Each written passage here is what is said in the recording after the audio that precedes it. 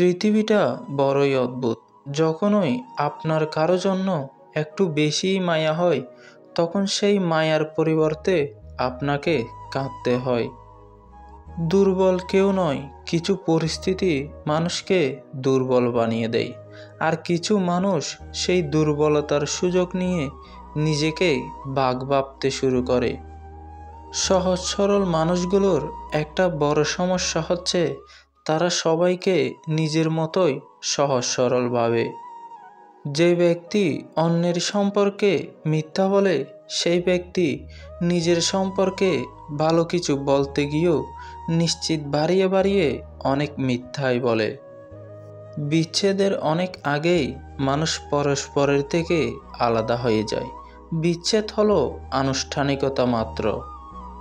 শোকের শহরে তারাই ডুবেছে যারা শখের মানুষকে অন্ধের মতো ভালোবেসেছিল।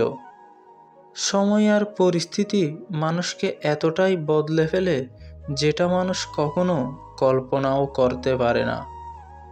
দূরত্ব বেড়ে গেলে দূরত্ব কমিয়ে আনা যায়, কিন্তু গুরুত্ব কমে গেলে গুরুত্ব ফিরিয়ে আনা যায় না। অতীত জানতে সবাই চায়, তবে ভালোবেসে অতীত ভুলিয়ে দিতে খুব কম জনই পারে। সম্পর্কের প্রথম শর্ত হলো সম্মান। যারা সম্মান করতে পারে না তারা সম্পর্ক বজায় রাখতে পারে না। রং বদলানোটা গিরগিটির থেকে নয়, মানুষের থেকে শেখা উচিত। মানুষ গিরগিটির চেয়েও ভয়ঙ্কর। দুঃখ নিজেই নিজের খেয়াল রাখতে পারে, কিন্তু আনন্দের পুরোটা উপভোগ করতে চাইলে অবশ্যই তোমাকে তা কারো সঙ্গে ভাগ করে নিতে হবে। জীবনের প্রতিটা দিনই অনেকটা জরা পাতার মতো, যার জীবনে ফিরে আসে না।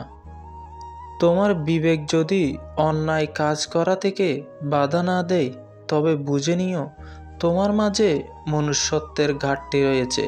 তুমি মানুষের অবয়ব, পরিপূর্ণ মানুষ নও।